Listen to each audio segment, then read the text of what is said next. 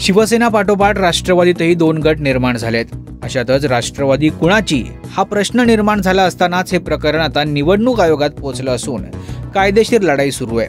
त्यातच आता अजित पवार गटाकडून घड्याळ तेच वेळ नवी ही टॅगलाईन घेऊन महाराष्ट्रभर सभांचा धडाका सुरू आहे। दरम्यान आता राष्ट्रवादी शरद पवार गटाच्या वतीनं लावलेल्या एका बॅनरची सध्या जोरदार चर्चा आहे।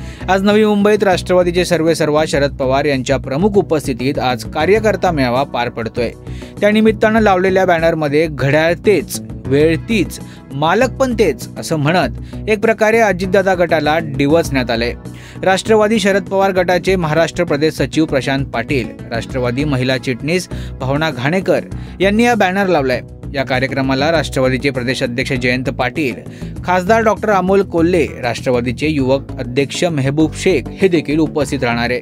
तेव्हा शरद पवार आज सभेमध्ये काय बोलणार याकडे सर्वांचंच लक्ष लागलंय। Bureau report, Maharashtra news 24।